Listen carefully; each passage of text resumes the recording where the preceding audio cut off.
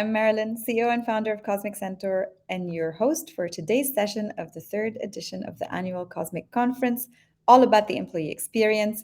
To better understand how to design and implement better employee experiences, we're looking at that topic from a variety of lenses, all the way from strategy to execution. And until October 21st, I will be joined by incredible thought leaders and academics and experts and managers who will share their insights, experiences, and perspectives on employee experiences. All this information is available on our conference website. The team will link it for you in the comments. If you'd like to either rewatch some of the previous sessions, they're all available for rewatching there, or sign up for some of the upcoming ones. And as always, show us some love, give this video a like, tag someone who you think might find this useful or entertaining. And please do ask us questions and leave comments. Chase and I will make sure to get to them before the session ends. Chase, you are a returning speaker. You were a speaker in one of our Center Stage episodes last year, and we love talking to you so much, we asked you to come back. But for those of I'm you who honored. don't know, Thank you. I mean, honestly, I think I could do an episode with you every other week. I feel like every time I speak to you, we have I discover more and more commonalities. Let's set that up. I'm in. A new podcast, perhaps. Yes. All right. So let me introduce you for those who don't know you. Chase Warrington is the head of remote at Doist, a pioneer of distributed work that specializes in productivity software. Doist created the award-winning task management app Todoist and Twist, the first communication app designed for async workflows. Collectively, Doist support 25 million people globally to stay organized and productive. Chase is responsible for developing and executing Doist's remote work strategy, co-located events, and advocating for the future of work on behalf of the company. His work has led him to be recognized as a leader in the 2022 Remote Influencer Report and a 2022 LinkedIn Top Voice for Remote Work. He has worked remotely for over 12 years as one of Doist's 100 employees in 35 countries. He is a regular contributor, instructor, and consultant to many of the leading remote work organizations and publications, as well as the host of his own podcast, About Abroad. When he's not nerding out about remote work, he loves traveling in his camper van, spending time in the mountains, and taking his husky pup on a jog from time to time. Chase, thanks again for joining us today. Ellen, that was a much better intro than I could do for myself. So thank you to getting on that. It's great to be here again.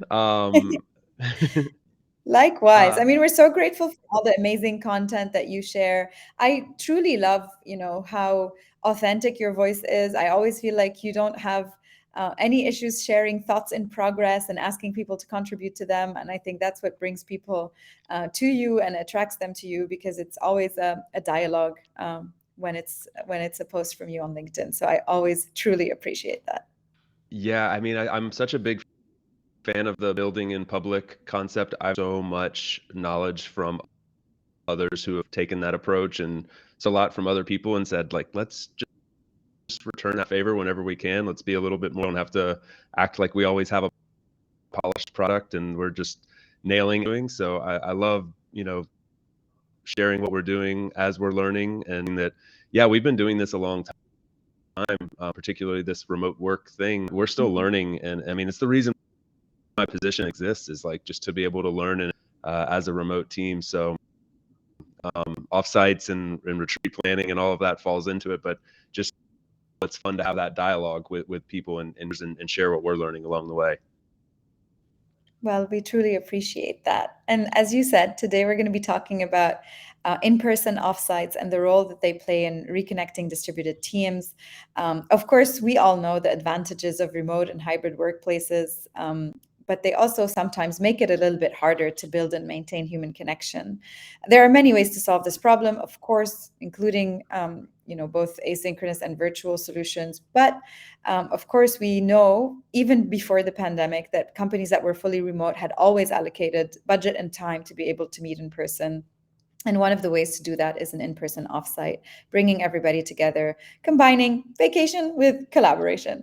And offsites are, of course, a lot of fun, but they need to serve a purpose towards the business goals of the organization. So, Chase, today you and I will discuss, everything from how to ensure that you do have a way of measuring the outcome of an offsite to how can you make sure they're incredibly fun and memorable. And so Chase will start by sharing a few of the insights and lessons he's learned from the many offsites he's organized in the last few years.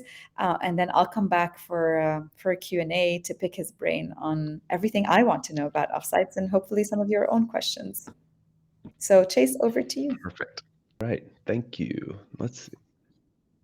Oh, great. You took care of it for me. Wonderful. Well, I will hop right into this. The session will take 10 to 15 minutes, something like that. So obviously the bulk of this should between Marilyn and I, hopefully with the audience out there. I'm going to hit on a few bullet points. You're looking at a photo here of our most recent retreat, Austria. We rented a small village in the Alps, and this is a portion of our team that was the Alps in the small town of Pertesau, which we knew Duistburg for the week. So what's the topic today? We're really about the importance of incorporating team for distributed teams, right? Remote means remote. We worked really hard to have work so we don't have to come together, so we can just do our own thing and we can work at a distance. Telling me we need to come together, isn't that paradoxical?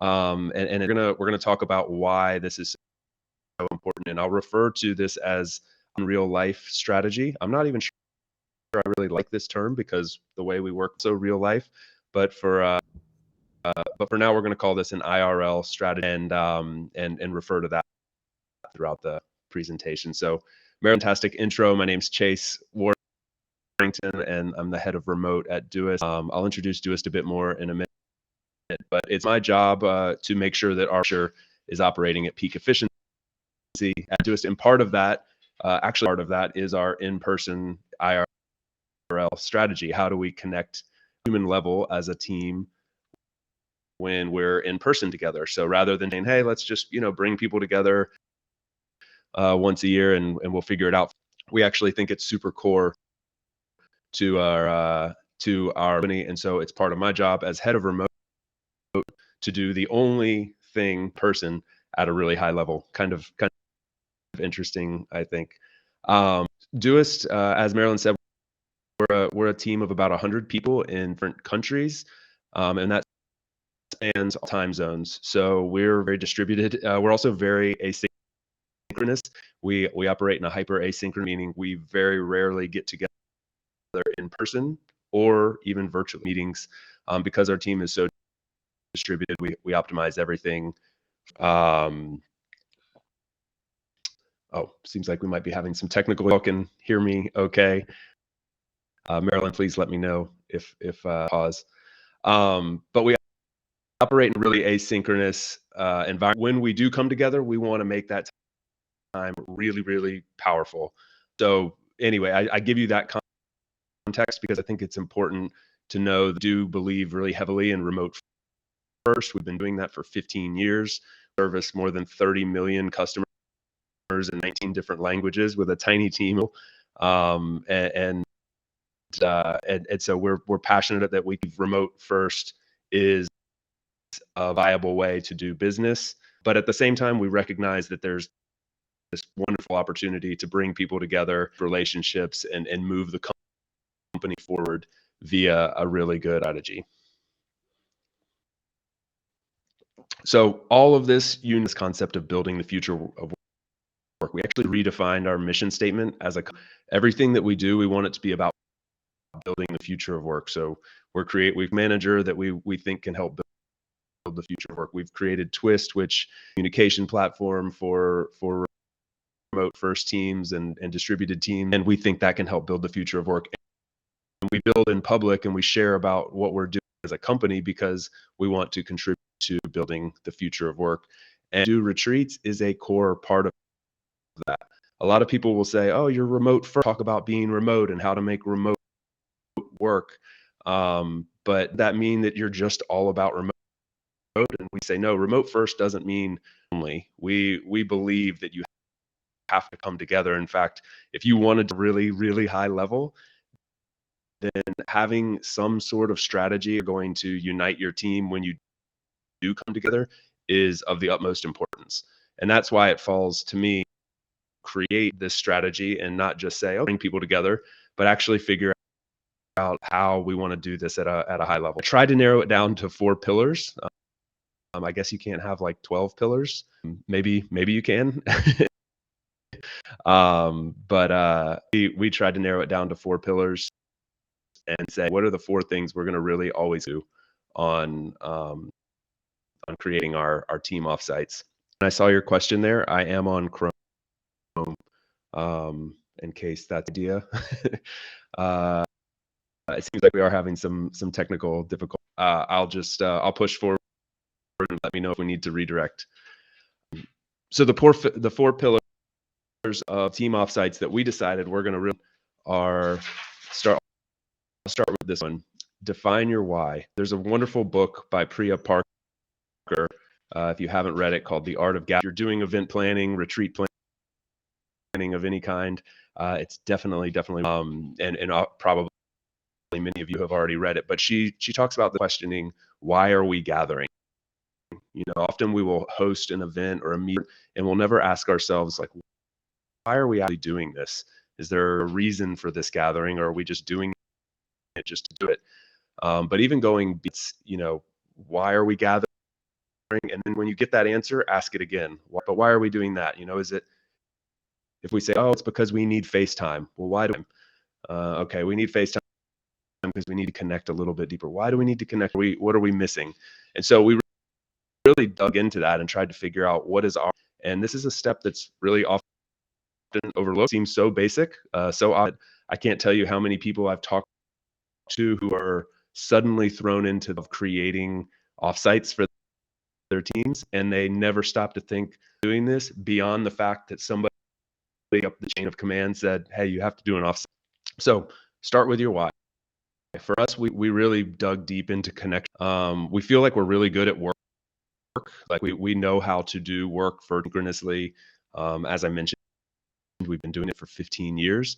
But years ago, we started saying, we really need to build deeper connections. We can work like robots all we want. We can have our little Zoom happy hours, the equivalent of those at Doist. But that's not really building deep. Let's host retreats and focus connection. Notice that word isn't around work. It's not around solving some major problem, optimizing for connection. And then like our second priority was enforcing core values and our mission statements. So we really try to tie how does this reinforce our core values? How does this reintroduce statement to everybody so that when people leave, they feel more closely connected as core elements of the team? The less is more. So there's this really, really hard tendency to fight against one of these events to fill the agenda with everything, or to fill every moment with something. And what I found is that actually less is more. You want the trap of over-engineering every moment of these things, and actually free time, relaxing time for people to connect over things that they're interested in. So I created this formula that I try to hold myself to. No matter how hard I know that, I baked that into my brain, there's still pressure in the back of your mind to fill the voids with something. Found is that leads to a lot of FOMO. It leads to a lot of people burning out, getting more exhausted than they arrive. People saying, I need a vacation from my retreat. And we want people to leave energized and enthusiastic, feeling closer to their team, exhausted and depleted. So I made this rule, the 20-30-50 rule: work, 30% planned activities, and 50% rest. And that R&R free time is really where I think the magic happens. People just connect over things that they're naturally interested in. It's where some pretty amazing conversations, both about work and personally. And I think it's about, what do we want? We want connection from these. That's where that connection, when you let humans be humans and just hang out together, provide them a space and give some intentionality to that. But beyond that, mingle and do their own thing and see what happens. And it's been that's the best way to foster that connection.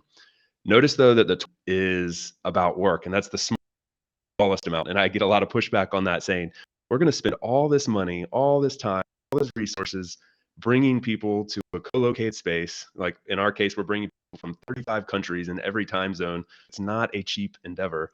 And we're only going to 20% of the time on work. Like, it makes sense. But for us, it does.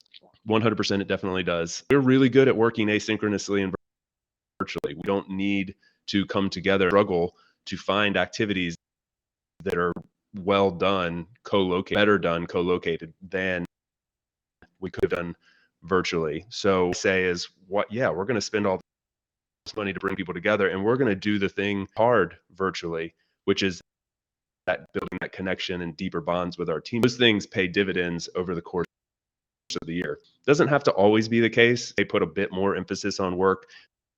If you have something you really need to solve, and being together support that effort. But it's just a reminder to check yourself against this default mentality that, okay, we're going to do a lot of work. We have to accomplish something. It's been our experience doing these for now that you actually don't get a ton done. It's the work isn't that great. All the problems we know are real with co-located work, like conversations being trapped in silos, or it's not being able to participate as well as extroverts, the best idea, all of these things happen again. And so we do this 20, 30, 50 rule.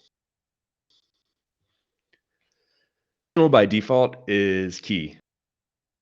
For us, we don't want to recreate the pressures of the office by introducing retreats. We want retreats that feel really passionate about spending some time together, but we want to come to these that don't need them, right? So we want experience for everybody. And by saying this is truly optional, you don't have to. This isn't going to hurt your career if you don't attend. We want people to come. And for those of you that signed up for remote work because you don't need this kind of thing, great. Do whatever you need to do. This isn't for you. Going even deeper than when you get to the event, everything is optional by default as well. You don't want to show up to an activity because you're tired, or this activity or didn't appeal to you, or you just need a night in to do your own thing. That's awesome. Take that time, actively encourage it as the event leader, both before and during. I'm calling people, hey, no FOMO, don't work out. We've got 5, 6 full days together. There's 2. Recharge when you need to. Show up as the best version of yourself throughout, and just sit back and relax. People attend what makes sense for them. I've gotten wonderful feedback on this, because if you put something on the inevitably people are going to think that and they will want to, especially new hires, especially people that may not be in the company. So you need to really remind them that, hey, it's okay to back out and recharge and show up to the next event when it's right for you. And finally, another pillar that I think is very easy to overlook, summarize as communication is key. To also be something that you might think, oh yeah, that's obvious. Of course I need to communicate. How important it is to communicate very, very, very clearly in multiple before, during, and after the event. So as an example, I'll show you here. This is a image of a thread where it highlights a bunch of different ways that we're communicating about the retreat. And the mindset here is that people digest information in different ways. You're bringing people from multiple places around the world. Often many of them have never traveled, don't travel much. They're coming to a place they've never been before. There's also a lot of edge cases, especially with COVID.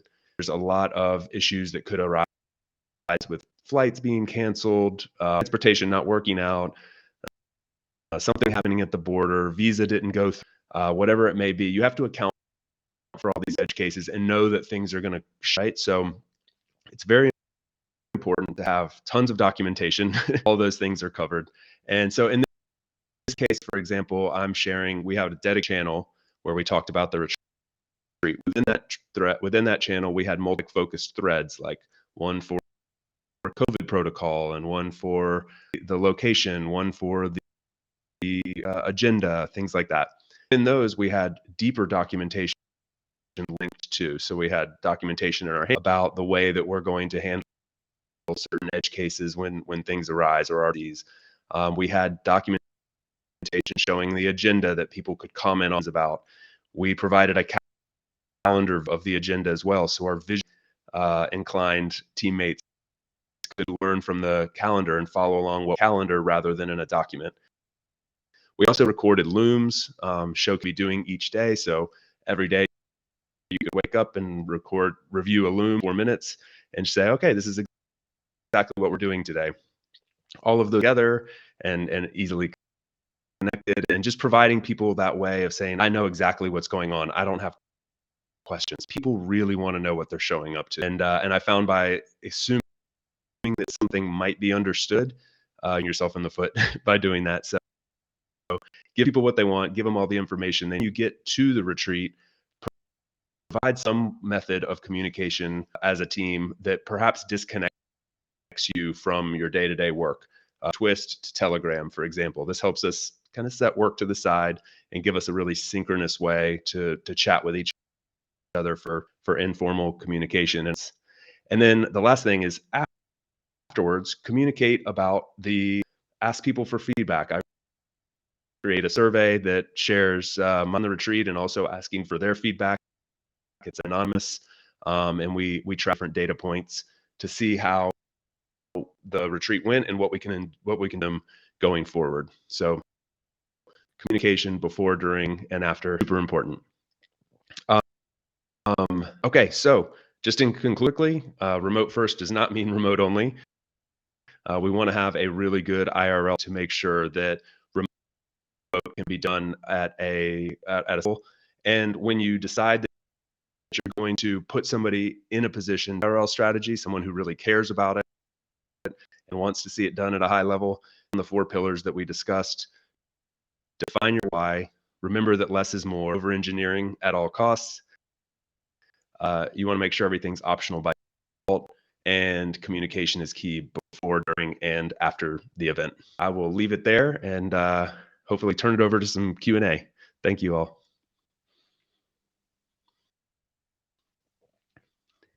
I'm on mute. It had to happen. I have a million questions for you. First of all, maybe I'll just share something that surprised me in what you said. I've organized a few offsite myself at various organizations and so on, and I think I agreed and I was nodding along on everything you said. And then one thing that surprised me that I'd love for you to talk a little bit more about, because I was like, oh my God, that's really, I mean, I would not have thought about this, is the everything is optional by default. I think it's such an empathic thing. I certainly recognize myself when you were saying, like, you feel the need to be at everything and then you overexert yourself. And, like it can be a lot for a lot of people. How did you, did you always start off having it this way, or how did you land on this? It's such a beautiful insight. You, Marilyn. No, we didn't always have this in place. It's a fairly new, and I think there might have always been something underlying that we didn't pressure on people.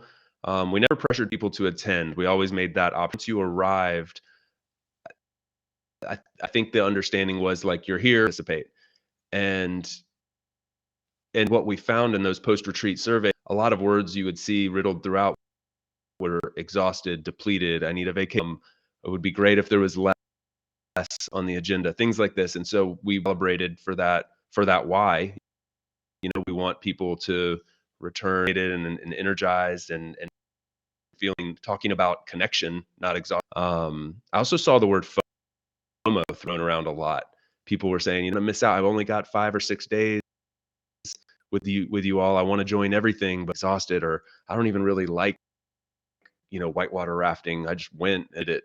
Things like that. So we want to just people to step back. We found that a lot of people could unite around that, right? Groups going whitewater rafting, maybe 20 people said, this isn't me. I'm going to hang back here and pool. And then you're sitting there with 20 other people who also don't like whitewater rafting and prefer, and you have something to connect around. So building that connection sometimes means removal from the thing that you don't want to do. I love that. I mean, I always say I don't suffer from FOMO. I enjoy JOMO, the joy of missing out. I am I am that person who will like, her group of friends will be like, we need to go to this concert. I'd be like, yes, amazing. I'll buy the ticket. And on the day of, I'll be like, you know what, guys, you guys go have fun. And I'm just gonna sit back here and not join you. My friends will recognize this behavior for sure. So I really love that. I appreciate it, and I think it makes you show up as a better person if you're able to just show up as your best self and replenish throughout.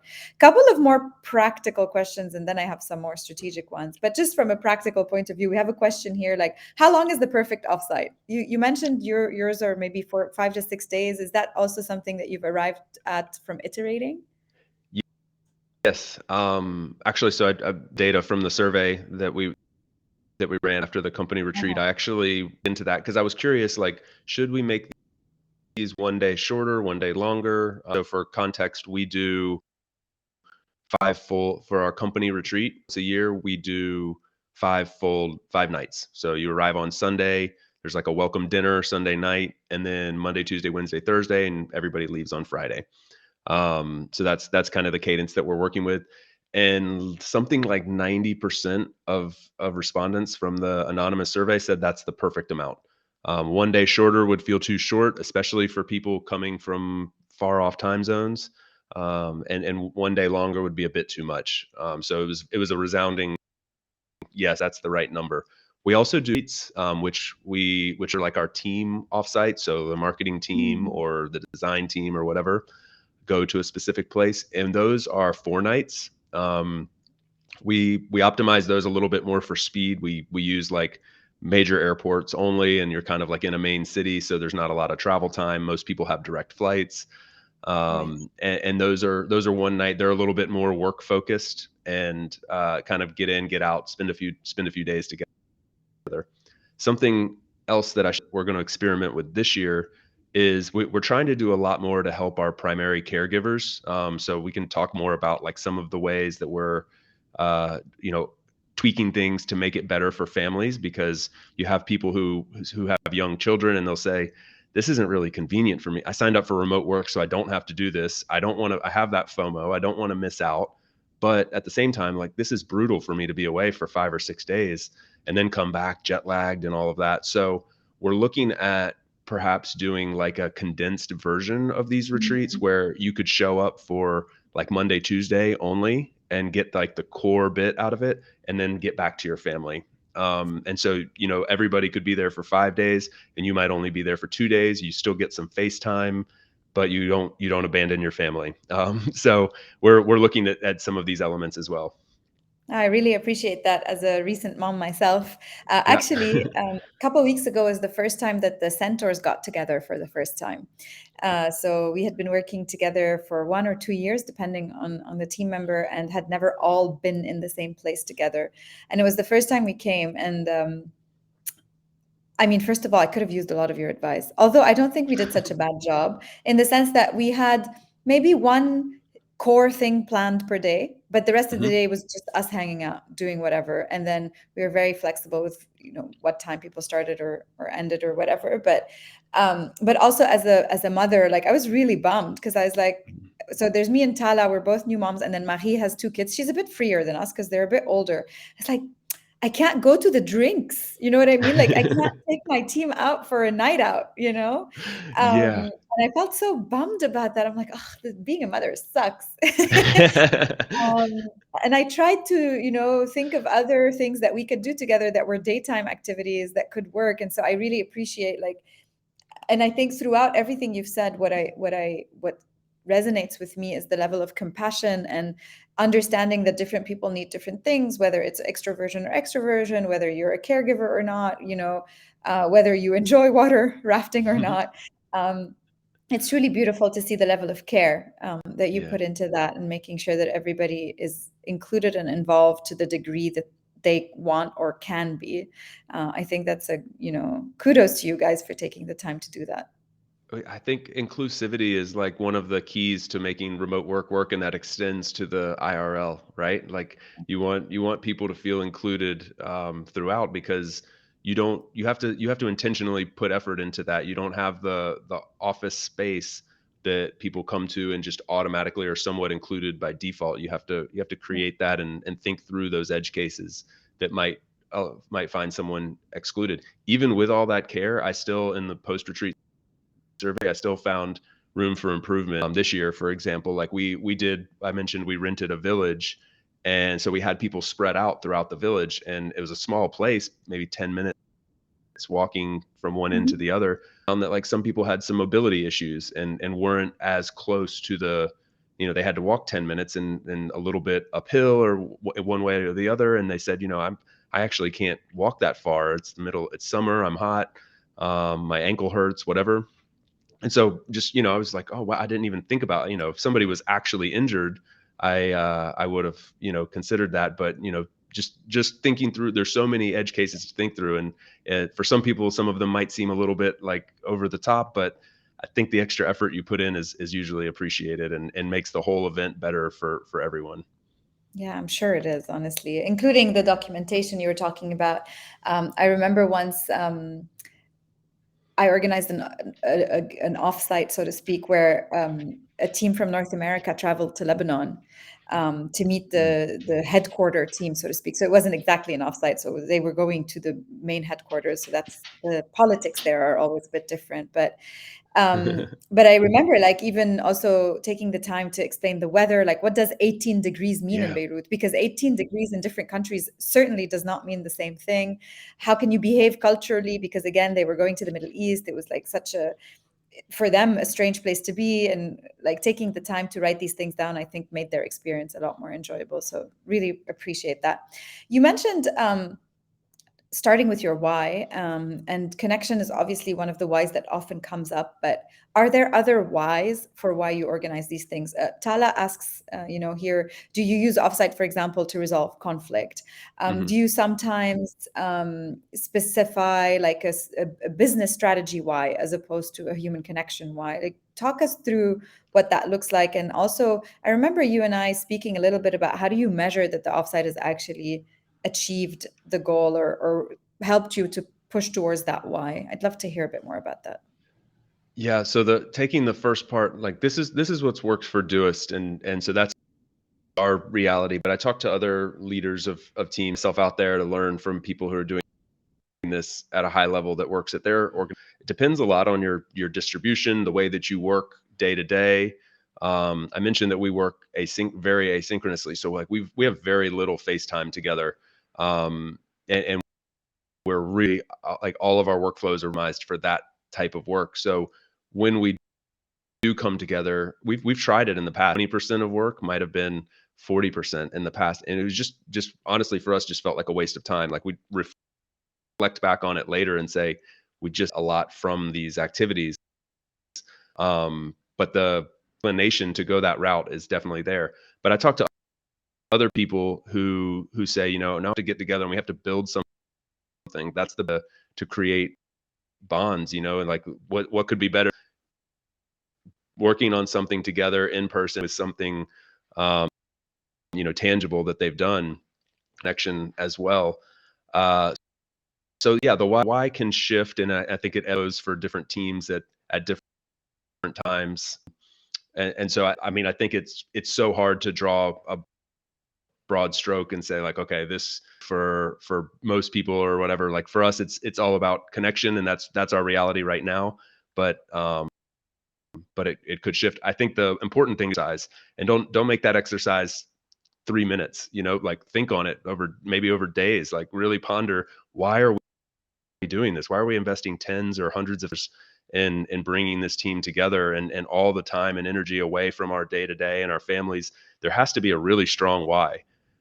So answer that question, and then as Priya Parker says, like answer it again and ask it again and answer it again, and you'll usually get to what the reason for Yeah, I believe that fully. I've used these before to resolve conflict or to work on strategy, but I also really think the human connection piece is a good enough reason.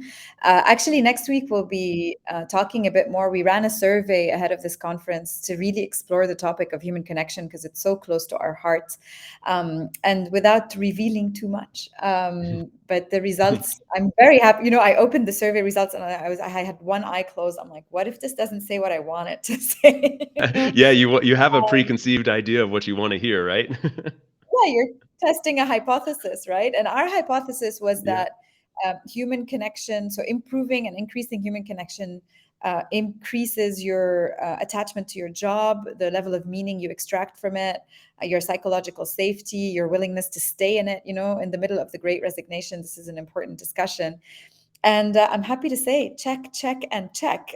So, Excellent. human connection. I mean, not that you needed a business case to care about your colleagues, but if you did, happy to say that it seems that like we can now, at least from our own primary research, confirm that. And so that's a good enough reason. You don't need others.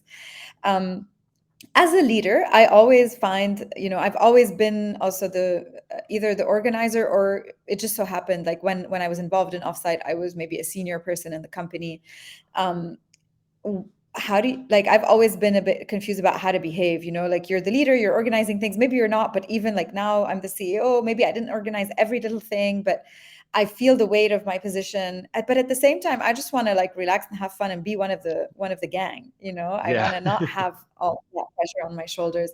How do you advise your own CEO on how to be in those offsites? Yeah, that's a really good question. In our case, this is not our CEO's bag. This is not what he wants to be organizing and leading. So he shows up as an attendee, and I think that's the right space for him to be in, not just for his personality, but also so because you have to think through this from the eyes of the team, right? You're doing this for the team, for example, and so you want people want to feel comfortable having that time with him. I remember when I went on my first retreat with Doist, the company, for many months. I didn't really feel disconnected from the team, but I didn't feel connected. In retrospect, I wasn't united with the team. I didn't have a good relationship with our CEO. I hadn't had really a reason to. We'd communicated some, but there was no relationship.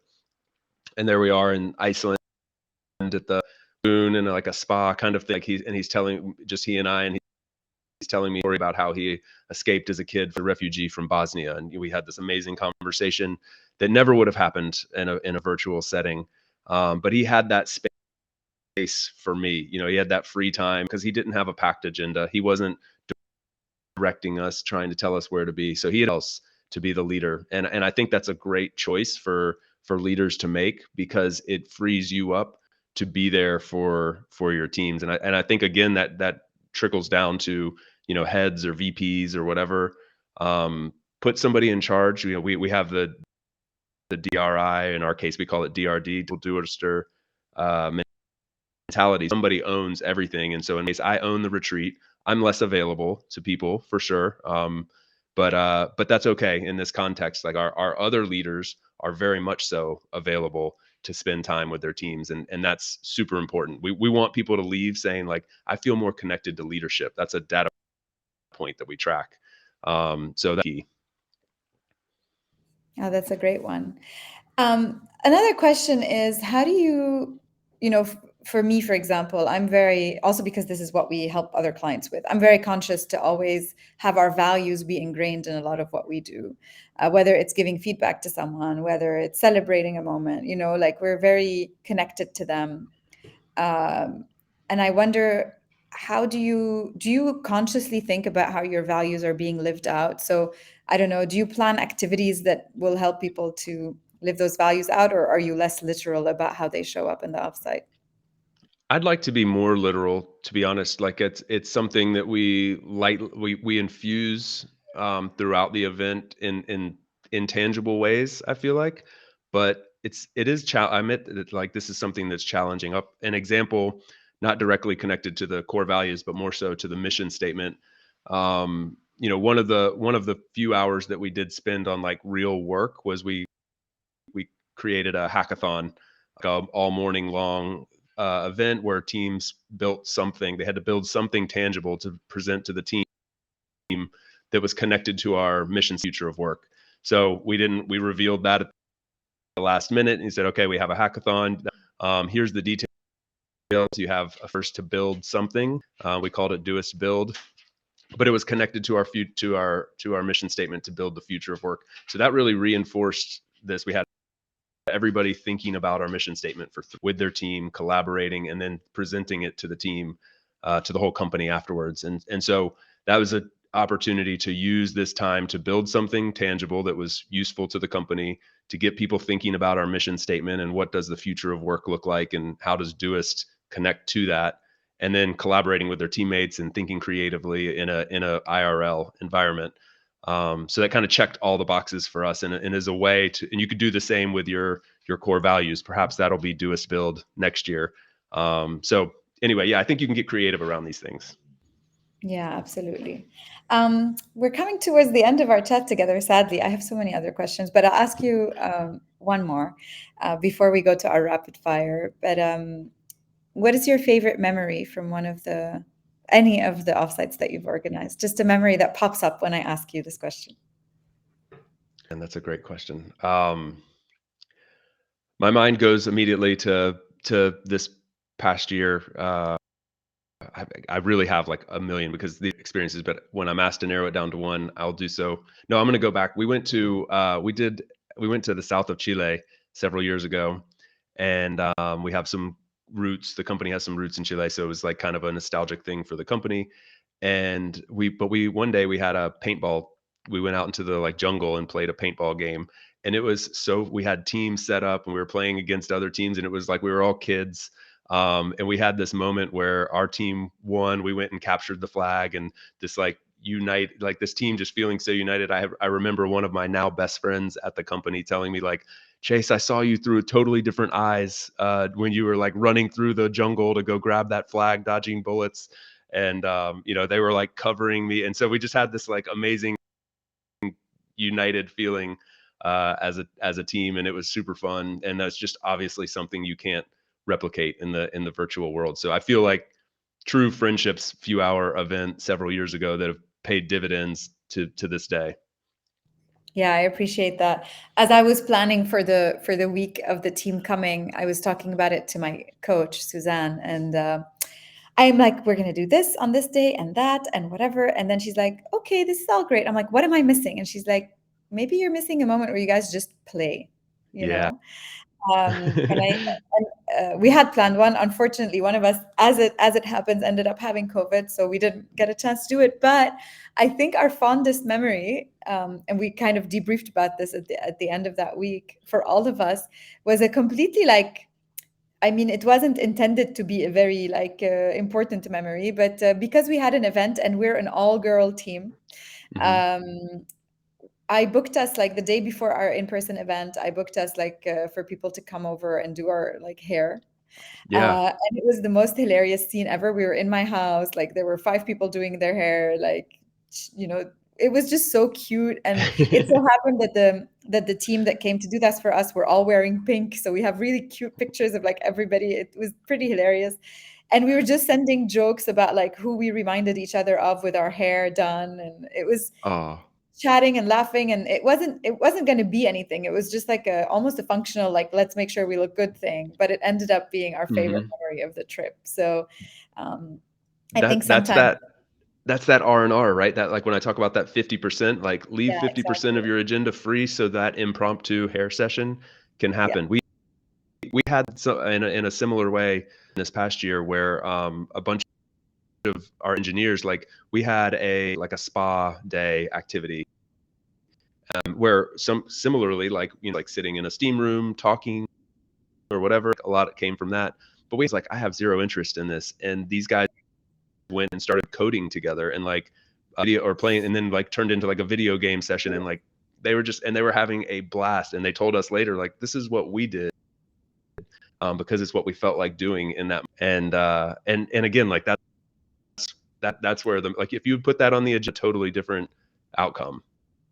And Yeah. so leaving that free time for those kind of is again like I think where the magic happens. Couldn't agree more. Well, with that, Chase, we've come to the end of our time together, but I do have 4 rapid-fire questions to ask you. So I'm going to start a statement and then I want you to finish it. Okay. Great employee experience is dot dot dot. Great employee experience is intentional. Beautiful. I think I know what you might answer to this one, but I'm going to ask you anyways. The book every leader should read today. Um, I think everybody should read The Culture Map.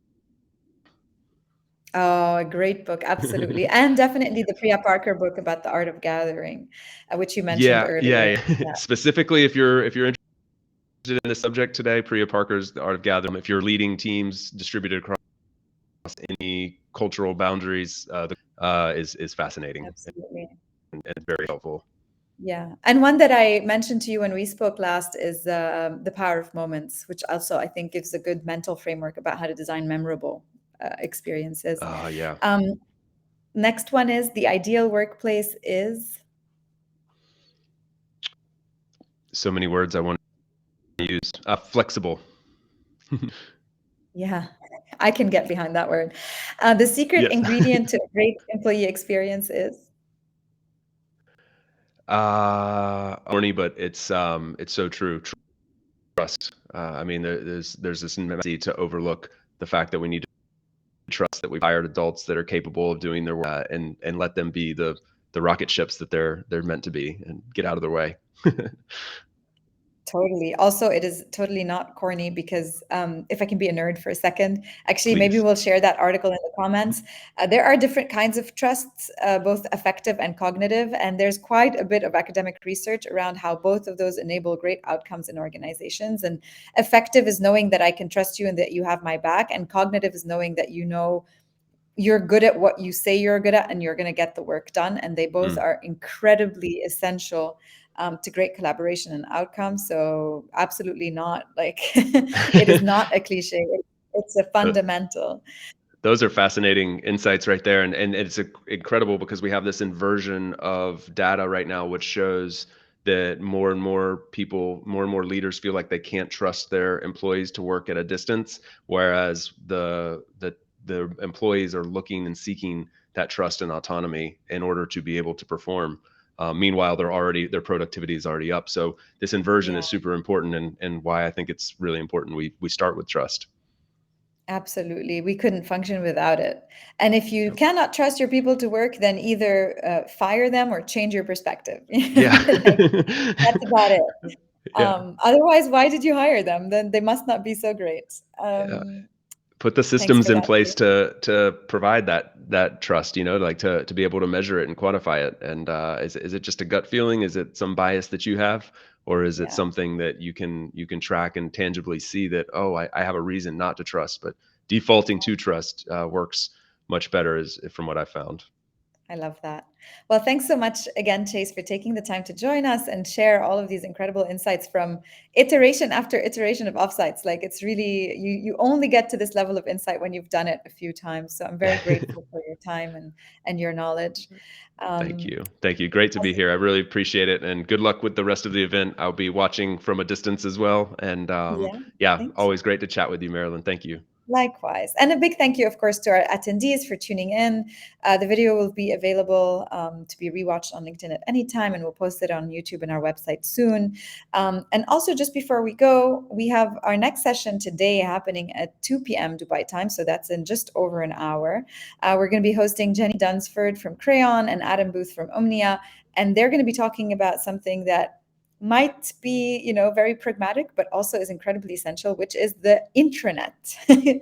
A lot of people, technology is a great enabler of distributed teams. And while the internet does sound like something from the 90s, I think there have been a lot of really amazing new perspectives on how to create social connection and share information through these platforms. And so Jenny and Adam will give us a bit of insight on that later today. And if you want to make sure you don't miss out on anything, go on our Cosmic Conference website and then find the sessions that you're interested in. Once again, Chase, thank you so much signing us off.